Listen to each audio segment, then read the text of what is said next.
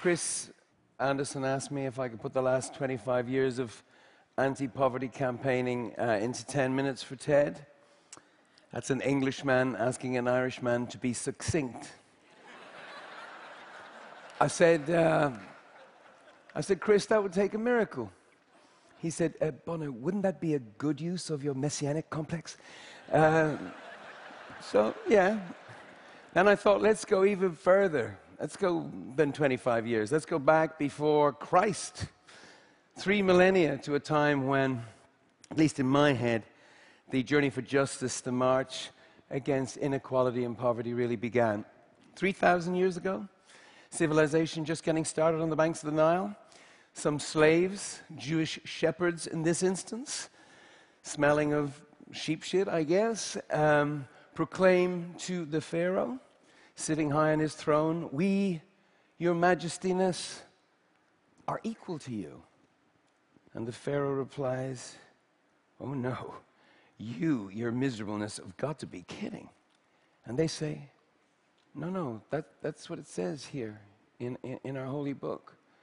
Cut to our century, same country, same pyramids, and other people spreading the same idea of equality with a different book. This time it's called the Facebook. Crowds are gathered in Tahrir Square. They turn a social network from virtual to actual and kind of rebooted the 21st century. Not to undersell how messy and ugly the aftermath of the Arab Spring has been, neither to oversell the role of technology, but these things have given a sense of what's possible when the age-old model of power, the pyramid, gets turned upside down, putting the people on top and the pharaohs of today on the bottom, as it were. It's also shown us that something as powerful as information and the sharing of it can challenge inequality, because facts, like people, want to be free, and when they're free, liberty is usually around the corner, even for the poorest of the poor. Facts that can challenge cynicism and the apathy that leads to inertia. Facts that tell us what's working and, more importantly, what's not, so we can fix it. Facts that, if we hear them and heed them, could help us meet the challenge that Nelson Mandela made back in 2005 when he asked us to be that great generation that overcomes that most awful offense to humanity, extreme poverty. Facts that build a powerful momentum. So I thought, forget the rock opera, forget the bombast, my usual tricks. The only thing singing today would be the facts. For I have truly embraced my inner nerd. So exit the rock star. Enter the evidence-based activist, the factivist.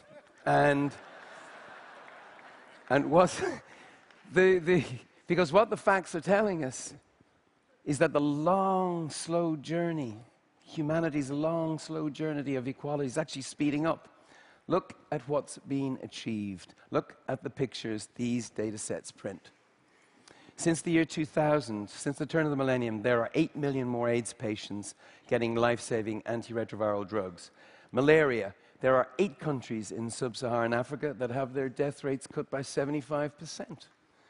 For kids under 5, child mortality, kids under 5, it's down by 2.65 million a year.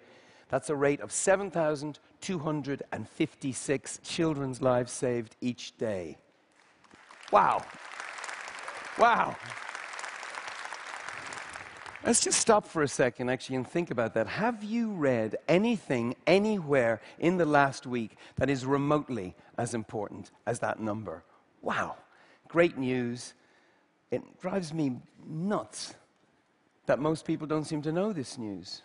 7,000 kids a day. Here's 2 of them. This is Michael and Benedicta. And they're alive, thanks in large part to Dr. Patricia Asamoah. She's amazing. And the Global Fund, which all of you financially support, whether you know it or not. And the Global Fund provides antiretroviral drugs that stop mothers from passing HIV to their kids. This fantastic news didn't happen by itself. It was fought for, it was campaigned for, it was innovated for. And this great news gives birth to even more great news. Because the historic trend is this: the number of people living in back-breaking, soul-crushing extreme poverty has declined from 43% of the world's population in 1990 to 33% by 2000, and then to 21% by 2010. Give it up for that. Halved. Now, the rate is still too high, still too many people unnecessarily losing their lives. There's still work to do, but it's heart-stopping. It's mind-blowing stuff. And if you live on less than $1.25 a day, if you live in that kind of poverty, this is not just data, this is everything. If you're a parent who wants the best for your kids, and I am, this rapid transition is a route out of despair and into hope. And guess what? If the trajectory continues, look where the amount of people living on $1.25 a day gets to by 2030. Can't be true, can it? That's what the data is telling us. If the trajectory continues, we get to, wow, the zero zone. For number crunchers like us, that is the erogenous zone. And it's fair to say that I am, by now, sexually aroused by the collating of data. So, virtual elimination of extreme poverty, as defined by people living on less than $1.25 a day, adjusted, of course, for inflation from a 1990 baseline. We do love a good baseline. That's amazing. Now, I know that some of you think this progress is all in Asia or Latin America or model countries like Brazil, and who doesn't love a Brazilian model? But look at sub-Saharan Africa. There's a collection of 10 countries, some call them the Lions, who in the last decade have had a combination of 100% debt cancellation, a tripling of aid, a tenfold increase in FDI, that's foreign direct investment, which has unlocked a quadrupling of domestic resources, that's local money, which when spent wisely, that's good governance, cut childhood mortality by a third, doubled education completion rates, and they too halved extreme poverty. And at this rate, these 10 get to 0 too. So the pride of lions is the proof of concept. There are all kinds of benefits to this. For a start, you won't have to listen to an insufferable little jumped-up Jesus like myself. How about that? And 2028, 2030, it's just around the corner. I mean, it's about 3 Rolling Stones farewell concerts away. I hope. I'm hoping. Makes us look really young. So why aren't we jumping up and down about this? Well, the opportunity is real, but so is the jeopardy. We can't get this done until we really accept that we can get this done. Look at this graph. It's called inertia. It's how we screw it up. And the next one is really beautiful. It's called momentum. And it's how we can bend the arc of history down towards zero, just doing the things that we know work. So inertia versus momentum, there is jeopardy. And of course, the closer you get, it gets harder. We know the obstacles that are in our way right now, in difficult times. In fact, today, in your capital, in difficult times, some who mind the nation's purse want to cut life-saving programs like the Global Fund.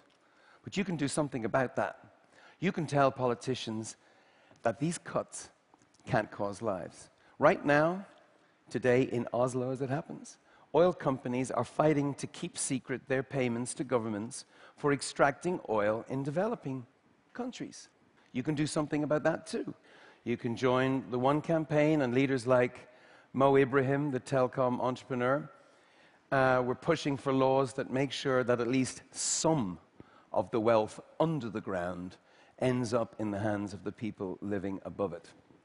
And right now, we know that the biggest disease of all is not a disease.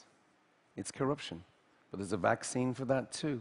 It's called transparency, open data sets. Something the TED community is really on it.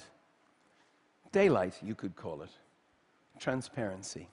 And technology is really turbocharging this. It's getting harder to hide if you're doing bad stuff. So let me tell you about the U report. So I'm really excited about it. It's 150,000 millennials all across Uganda, young people armed with 2G phones, an SMS social network exposing government corruption and demanding to know what's in the budget and how their money is being spent. This is exciting stuff. Look, once you have these tools, you can't not use them. Once you have this knowledge, you can't unknow it. You can't delete this data from your brain, but you can delete the cliched image of supplicant, impoverished peoples not taking control of their own lives. You can erase that. You really can, because it's not true anymore.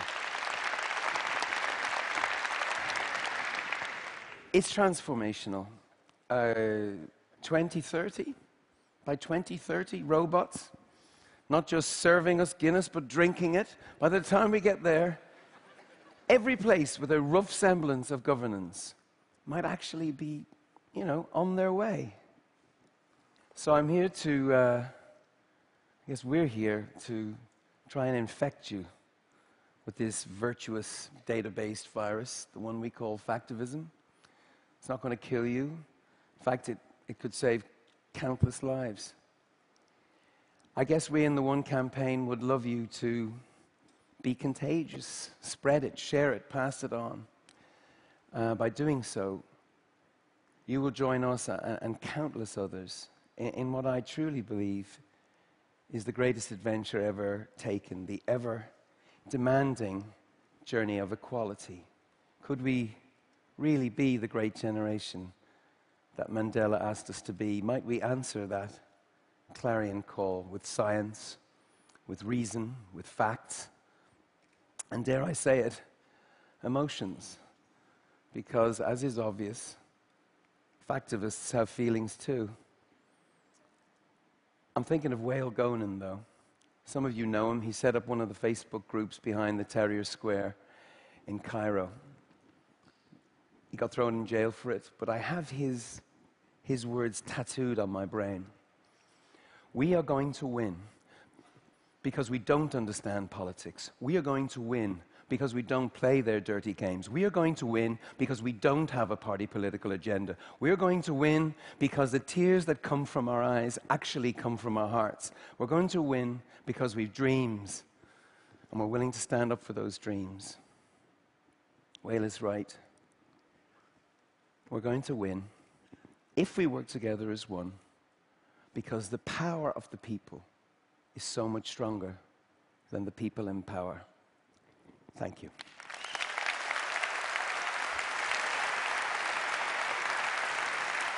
Thank you so much.